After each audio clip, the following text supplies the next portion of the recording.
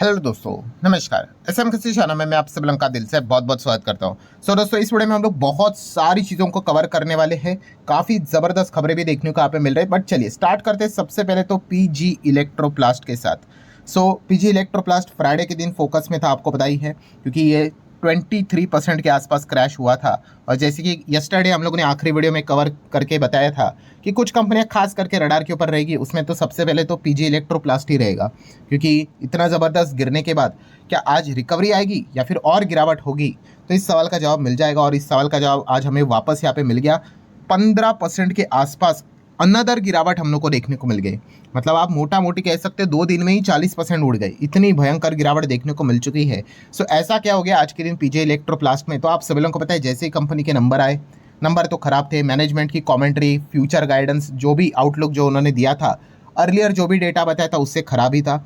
And उसके बाद क्या होता है, यस, फिर आते हैं अलग अलग ब्रोकर्स। ठीक है, तो नुवामा पीजे इलेक्ट्रोप्लास्ट को कवर करता था एंड नुवामा ने क्या कर दिया, अपने टारगेट प्राइजेस को यहाँ पे कट यहाँ पे कर दिया।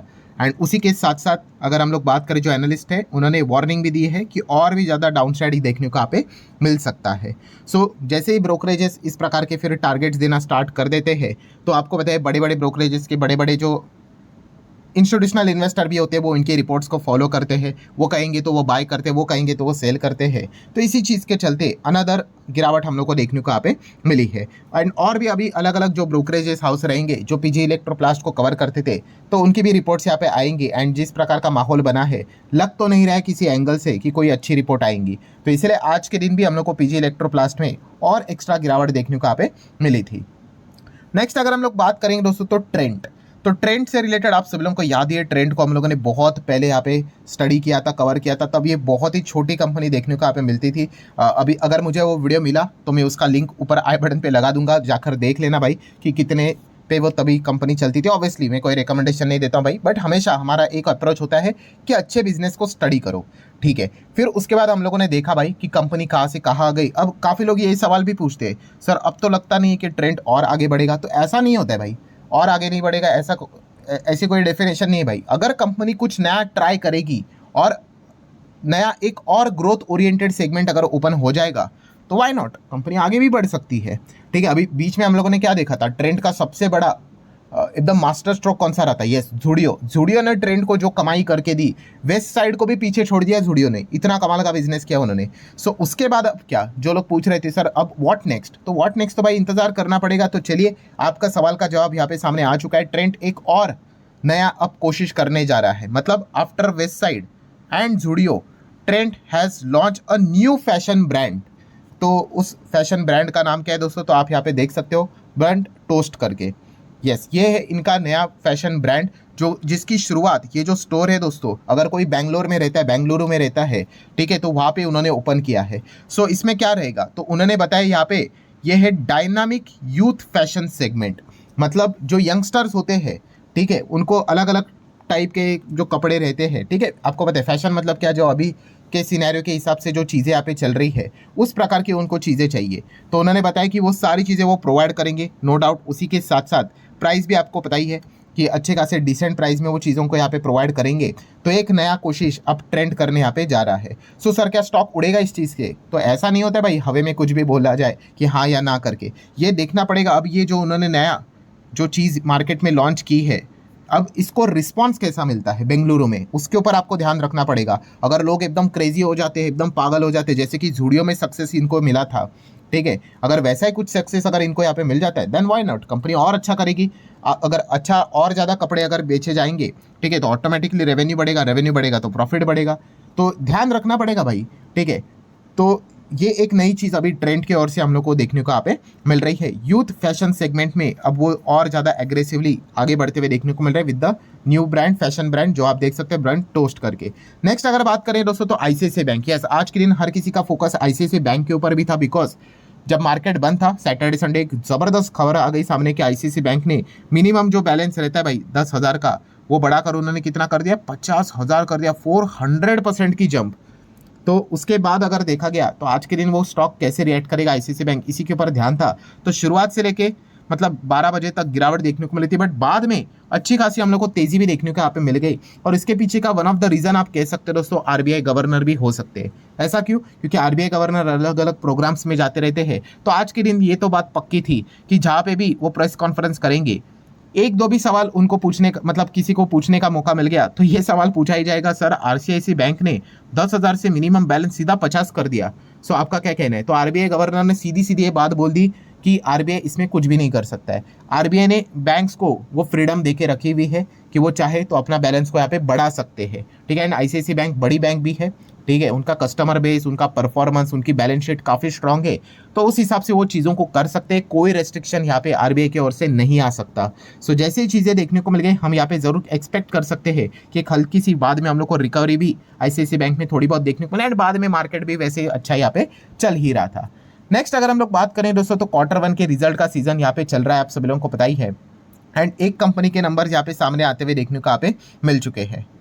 सो कैसे रहे नंबर, तो आप देख सकते हो दोस्तों, सबसे पहले तो एक तो छोटी कंपनी, स्मॉल मिड साइज की कंपनी, और स्मॉल मिड साइज की कंपनी इस प्रकार के नंबर दिखा देती है तो भाई मार्केट थोड़ा नाराज ही यहाँ पे हो जाता है, ठीक है। सो जून के नंबर आप देख सकते हो दोस्तों, 699 करोड़ का अर्निंग देखने को मिलता था, बट कब? ये जून 2024 की बात है। सो अभी के जून की बात क्या है? जून 25, 640 करोड़, मतलब क्या हो गया भाई? डाउन हो गया। 3 महीने पहले मार्च में ये 850 करोड़ के ऊपर था, सो वो गिर के 650 करोड़ के नीचे चला गया। ये तो इनकम की ही बात हो रही है, जो टॉप लाइन हम लोग कहते हैं, रेवेन्यू की बात करते हैं। सो क्वार्टरली ईयरली रेवेन्यू कितना ज़्यादा गिरा है, जो कि आप इजीली यहाँ पे देख सकते हो, ये देखो, ठीक है, कितना ज़बरदस्त तरीके से गिरावट देखने को यहाँ पे मिली है। देन उसके बाद खर्चे हटा देंगे तो आपको क्या मिलेगा? ऑपरेटिंग परफॉर्मेंस मिलेगा। तो ऑपरेटिंग परफॉर्मेंस क्या है भाई? यहाँ पे 91.98 करोड़, मतलब ऑलमोस्ट 92 करोड़ चलता था, ये तो 30 के रेंज में आ गया, ठीक है, मतलब 1/3 हो गया। एंड 3 महीने पहले 70 के प्लस के रेंज में रहता था, वो भी 30 के रेंज में आ गया। और इसके पहले भी देखो, कभी 86 था, 72 था, 73 था, 91 था, डायरेक्ट 31। मतलब इसका अर्थ क्या होता है? छोटे कंपनी में यही प्रॉब्लम होता है, अगर इनको कॉन्ट्रैक्ट नहीं मिला तो वो इतना ज़बरदस्त गिरावट आ जाती है कि पूरी बैंड ही बच जाती है। एंड इसीलिए ऑपरेटिंग प्रॉफिट मार्जिन देख सकते हो, 13.25% चलता था, 8.5% चलता था, वो गिर के 5% के नीचे चला गया। बहुत ही खराब परफॉर्मेंस, इसमें कोई शक की गुंजाइश यहाँ पे है नहीं। एंड फाइनल नेट प्रॉफिट की बात कर ले तो क्या रहा? नेट प्रॉफिट कंपनी का 84 करोड़ हुआ करता था, वो गिर के केवल 5 करोड़, 5.25 करोड़, और यहाँ पे 39 to 40 करोड़ रहता था, केवल 5 करोड़। मतलब आप देख सकते हो 90% के आसपास प्रॉफिट उड़ चुका है। बहुत ही खराब पुअर परफॉर्मेंस। 4.5 का अर्निंग चलता था ईपीएस, 2.25 का अर्निंग चलता था ईपीएस, जो कि हो चुका है केवल 30 पैसे, नॉट इवन 30 पैसे, 29 पैसे, इतना कम यहाँ पे हो चुका है। सो काफ़ी पुअर परफॉर्मेंस है। सो कौन सी कंपनी की हम बात कर रहे हैं? सो दोस्तों वो कंपनी एथेनॉल प्लांट इंस्टॉलेशन में मोनोपोली लेकर चलने वाली कंपनी प्राज इंडस्ट्री। यस दोस्तों, प्राज इंडस्ट्री के नंबर काफ़ी पथेटिक देखने को मिल चुके हैं। आप देख सकते हो consolidated net profit decline by 93.66% in a June 25 quarter, ठीक है। अब लेट्स सी मार्केट का रिएक्शन क्या रहता है। वैसे ही देखा गया तो ऑलरेडी स्टॉक टॉप से काफ़ी नीचे यहाँ पे आया था, मतलब मार्केट को एक अनुमान था ही कि खराबी नंबर यहाँ पे रहेंगे, बट इतने और ज़्यादा खराब देखने को मिल चुके हैं तो क्या कोई और एक्स्ट्रा पनिशमेंट यहाँ पे मिलेगी भाई? ठीक है, तो ये कल के दिन ही हम लोग को पता है यहाँ पे चल जाएगा। देन दोस्तों बात करेंगे FIS-DIS एक्टिविटीज़। आप सभी लोगों को पता ही है, फ्राइडे के दिन FIS की ओर से हम लोग को एक नेट बाइंग देखने को मिली थी, ठीक है। लगातार वो बिकवाली कर रहे थे तो एक छोटी सी हरा निशान देखने को मिला था। नो डाउट हर किसी को पता है भाई, उसमें ब्लॉक बल्ब डील्स रहते हैं, एयरटेल के डील्स रहते हैं, बट फिर भी एक क्यूरियोसिटी थी कि भाई आज के दिन क्या FIS की ओर से क्या कोई बाइंग यहाँ पे होगी या फिर कम बिकवाली होगी। तो दोस्तों आप बैड न्यूज़ यही है कि नहीं, मतलब FIS अभी भी वापसी यहाँ पे नहीं हुई है, FIS अभी भी बिकवाली यहाँ पे कर रहे हैं, ठीक है। तो 1158 करोड़ की नेट बिकवाली आज के दिन भी हम लोग को देखने को मिल रही है। DIS तो भाई लगातार बाइंग करते हुए देखने को यहाँ पे मिल रहे हैं, ठीक है। सो हम अभी भी कह सकते हैं FIS का जो बिकवाली वाला दौर है वो लगातार कंटिन्यू रहते हुए देखने को मिल रहा है। एक बीच में थोड़ी सी वो जो बाइंग आई है, ठीक है, वो बड़ा ब्लॉक डील जब हो जाता है तो इस प्रकार के कभी कभी सिनेरियो क्रिएट हो जाते हैं। सो अगेन हम यहाँ पे कह सकते हैं कि अभी भी FIS क्या कर रहे हैं, अपना नेट बिकवाली वाला पोजीशन है उसी को बरकरार यहाँ पे रख रहे हैं।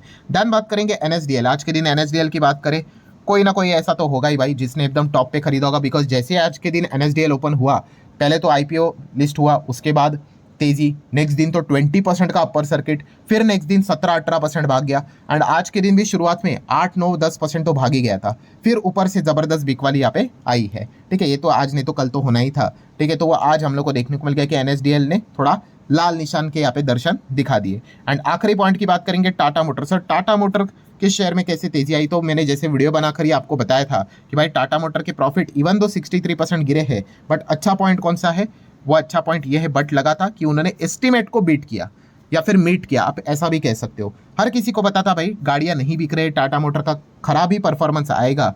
ठीक है, तो ऐसा कोई सरप्राइजिंग वाला परफॉर्मेंस नहीं था कि भाई हम एक्सपेक्ट करे थे कि 10,000 के आसपास का रेवेन्यू कुछ तो निकल कर आएगा, 10,000 करोड़, ऐसा कुछ नहीं था। एवरीबडी नोज कि भाई गिरेगा ही गिरेगा, खराब परफॉर्मेंस निकल कर आएगा। 10,000 करोड़ का रेवेन्यू नहीं, प्रॉफिट की बात कर रहे हो, गलती से रेवेन्यू बोल दिया, रेवेन्यू तो लाखों में रहता है। सो बेसिकली अनुमान पहले से ही था कि खराब ही परफॉर्मेंस यहाँ पे आएंगे, बट फिर भी जो अनुमान था उससे बेटर देखने को मिल गया। एंड इसीलिए यहाँ पे हमें आज के दिन क्या देखने को मिल गया, टाटा मोटर के नंबर खराब होने के बावजूद भी एक अच्छी तेजी देखने को यहाँ पे मिली है। सो आशा करता हूँ दोस्तों जितने इंपॉर्टेंट पॉइंट्स थे सारे कवर कर ले। वीडियो हेल्पफुल लगा होगा, चाहो तो लाइक एंड शेयर कर सकते हो। मिलते हैं नेक्स्ट वीडियो में, तब तक के लिए बाय बाय।